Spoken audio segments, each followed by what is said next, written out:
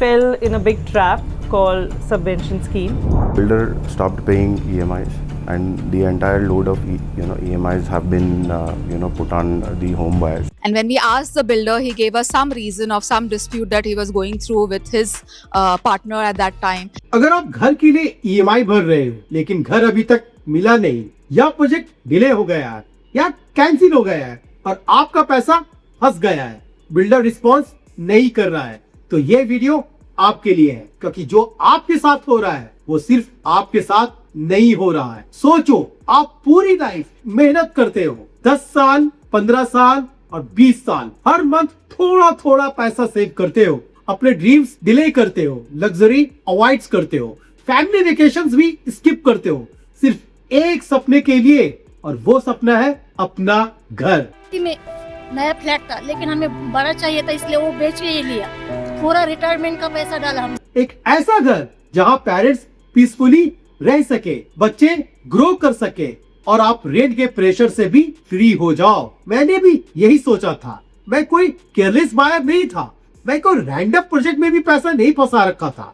मैंने रिसर्च की थी, डॉक्यूमेंट्स देखे थे, लोन भी अप्रूवल मिल रहा था, प्रोजेक्ट लीगल लग रहा था, और सबसे बड़ी बात, रेरा अप्रूव था और सब कुछ सेफ लग रहा था। इसलिए मैंने एक नहीं 2 फ्लैट्स खरीदे थे उस बिल्डर से, और मुझे लगा था कि मैंने अपनी लाइफ सेव कर ली, फैमिली की लाइफ सिक्योर हो गई है। लेकिन मुझे बिल्कुल भी आइडिया नहीं था कि ये मेरी लाइफ का सबसे बड़ा फाइनेंशियल नाइटमेयर बन सकता है। To be honest, it seems like a lost money. It doesn't feel like that we're ever gonna get it. It's been a struggle for 14 years. I don't know. पहला flat completely cancel हो चुका है builder की तरफ से, project collapse हो चुका है, और सबसे शॉकिंग बात, आज भी उस फ्लैट का EMI मेरे अकाउंट से कट हो रहा है। और लोन किसने अप्रूव किया था? State bank of India, India का सबसे बड़ा गवर्नमेंट रिकॉग्नाइज्ड बैंक। अगर SBI लोन अप्रूव कर रहा है तो एक नॉर्मल मिडिल क्लास आदमी क्या सोचेगा? ऑब्वियसली वो ट्रस्ट करेगा। मैंने भी किया, लेकिन सिस्टम ने मुझे प्रोटेक्ट नहीं किया। दूसरा फ्लैट वो भी रेरा अप्रूव था, जैसे मैंने आपको ऑलरेडी बताया। रेरा अप्रूव का मतलब है trust, legal looking project, builder के प्रॉमिसेस अलग लेवल पे थे, सिर्फ टाइमलाइन परफेक्ट रहेगी, कंस्ट्रक्शन फास्ट होगा, क्वालिटी अमेजिंग होगी, ग्रेट फ्यूचर इन्वेस्टमेंट है। बट रियलिटी क्या है आज के टाइम में? लास्ट 3 साल से कंस्ट्रक्शन कंप्लीटली बंद हो चुका है, साइट ऑलमोस्ट डेड है, हॉरर सीन का एक जगह लगने लगा है वो place. No meaningful progress, builder बस एक्सक्यूजेस दे रहा है और बायर्स वेट कर रहे हैं। मेरी फाइनेंशियल रियलिटी, आज मेरी रियलिटी क्या है? मैं रेंट भी दे रहा हूँ और 2 EMI भी भर रहा हूँ, और एक कैंसिल फ्लैट की EMI और एक स्टक फ्लैट की EMI। और ये सिचुएशन 1-2 महीने की नहीं है, 5 साल हो गए हैं, 5 साल, और अभी तक प्रॉपर जस्टिस नहीं मिला। और अब मैं आपको अपना सबसे बड़ा डर बता रहा हूँ, शेयर कर रहा हूँ। मैं सैलरीड एम्प्लॉयड हूँ, हर मंथ सैलरी आती है और उसका बड़ा हिस्सा EMI में चला जाता है। लेकिन कभी कभी मैं रात को सोचता हूँ, अगर कल मेरी जॉब चली गई तो, अगर कंपनी ले ऑफ कर देती है तो, और अगर हेल्थ इमरजेंसी आ गई तो, अगर मेरी इनकम रुक गई तो फिर क्या होगा? बैंक मेरे पीछे आ जाएंगे, स्टेट बैंक ऑफ इंडिया से कॉल आएगा, रिकवरी नोटिस आएगा और क्रेडिट स्कोर डिस्ट्रॉय हो जाएगा। लीगल प्रेशर अलग से, बिल्डर ऑलरेडी पैसा ले चुका है, गवर्नमेंट बॉडीज बहुत ज्यादा स्लो है, और फाइनल प्रेशर किस पर आएगा? मिडिल क्लास आदमी पर, मेरे जैसे लोगों पर, जो ऑनेस्टली टैक्स देते हैं, जो रिस्पॉन्सिबिली EMI भरते हैं, जो सिर्फ एक घर चाहते हैं।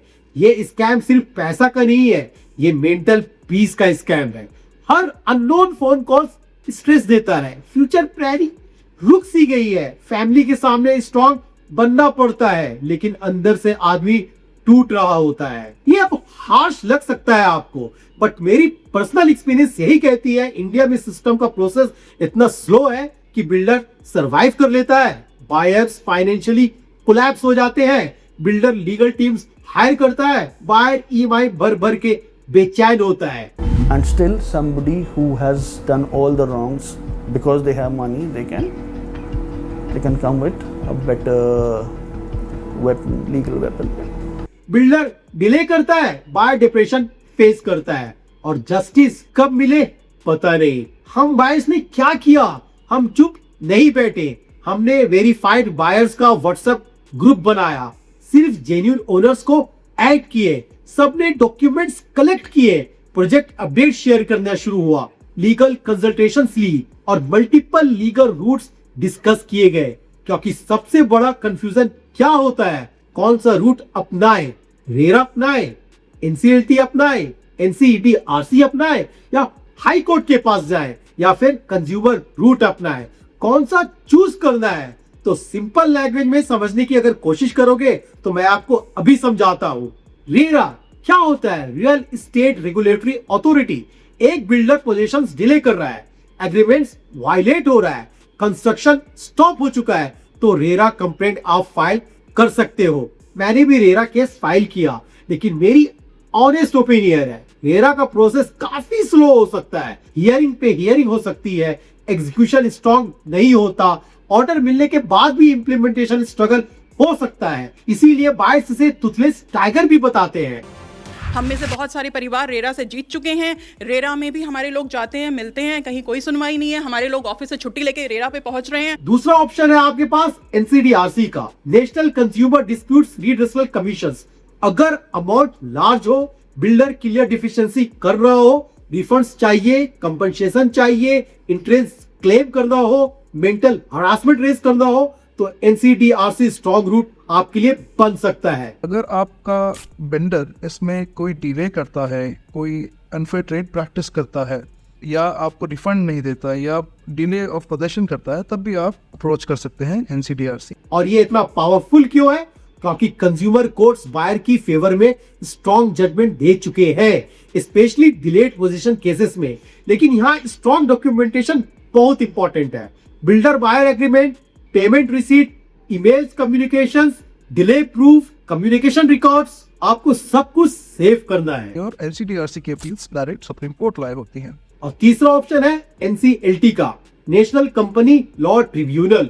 अगर बिल्डर इंसॉल्वेंसी में जा रहा हो, फाइनेंशियल कोलैप्स हो गया हो, तो ये रूट रेलेवेंट हो सकता है, लेकिन ये काफी कॉम्प्लेक्स होता है। प्रॉपर लीगल एक्सपर्ट गाइडेंस के बिना आप ये नहीं कर सकते, हर केस के लिए सुटेबल ये नहीं होता। ये प्रोसेस सिंपल है? बिल्कुल भी नहीं। कई बार रेजोल्यूशन प्लान बनने में 6 से 12 महीने तक का समय लग जाता है, और अगर रेजोल्यूशन प्लान किसी वजह से रिजेक्ट हो जाता है तो प्रोजेक्ट लिक्विडेशन में चला जाता है।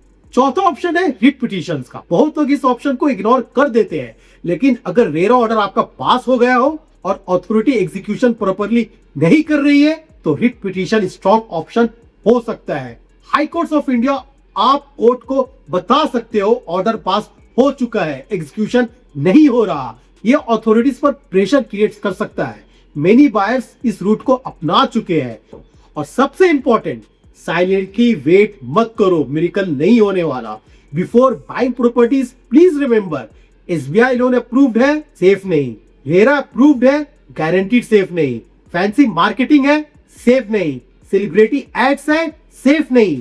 Always verify builder history, past delivery record, legal approval, customer complaints, court cases, financial health तक आपको चेक करना पड़ेगा। 5 साल आज हो चुके हैं, मैं रेंट भी दे रहा हूँ, 2 EMI भी भर रहा हूँ, और अभी भी मेरे पास घर नहीं है।